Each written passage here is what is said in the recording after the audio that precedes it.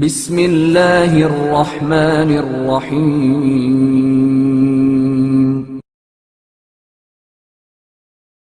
باپ کی ہمدردی۔ مامون الرشید عباسی کا ایک ہمنشین تھا جو اس کی خلوتوں میں داستان گوئی سے اسے خوش و خرم رکھتا تھا۔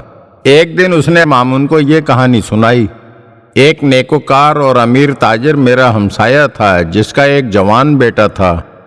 جب اس تاجر پر موت کے آثار ظاہر ہوئے تو اس نے اپنے بیٹے کو وصیت کی، اے بیٹا، میں نے یہ مال و دولت بڑی زحمتوں سے جمع کیا ہے اور اب تمہیں تمہاری کسی زحمت کے بغیر سپرد کیے دیتا ہوں، لیکن تمہیں یہ وصیت کرتا ہوں کہ زندگی میں خرچ کرنے کے دوران اعتدال اور میانہ روی اختیار کرنا اور اسراف اور فضول خرچی سے سخت پرہیز کرنا اور اس نعمت کو ضائع کرنے کی کوشش نہ کرنا۔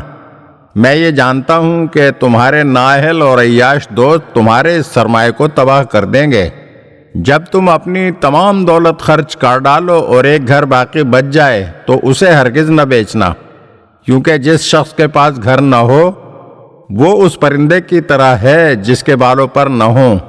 جب تو نادار اور بے یار و مددگار ہو جائے تو فلاں کمرے میں جانا اور فلاں رسی گلے میں ڈال کر چھت سے لٹک جانا، کیونکہ خوار ہو کر مرنا دنیا کے طعنوں اور سرزنش سے بہتر ہے۔ تاجر کی موت کے بعد وہی ہوا جس کا اسے ڈر تھا۔ اس لڑکے کے دوست فقر و فاقے میں اسے تنہا چھوڑ گئے۔ مجبوراً باپ کی وصیت پر عمل کرنے کے لیے وہ اس کمرے میں چلا گیا۔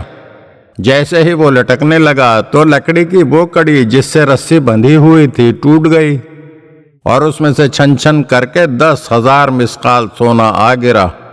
تو جوان کو معلوم ہو گیا کہ اس کے باپ نے یہ وصیت اس کی مدد کرنے کے لیے کی تھی۔ چنانچہ اس نے گناہوں سے توبہ کر لی اور تھوڑی ہی مدت میں بغداد کا مالدار ترین شخص بن گیا۔ اگر آپ ہمارے چینل کی نئی ویڈیوز دیکھنا چاہتے ہیں تو ہمارے چینل کو سبسکرائب کریں اور گھنٹی کے بٹن کو دبائیے تاکہ ہر آنے والی ویڈیو آپ کو جلد موصول ہو سکے۔ اور ہاں، لائک اور شیئر ضرور کیجیے اور اپنے قیمتی کمنٹ سے ہمیں آگاہ کیجیے۔ شکریہ۔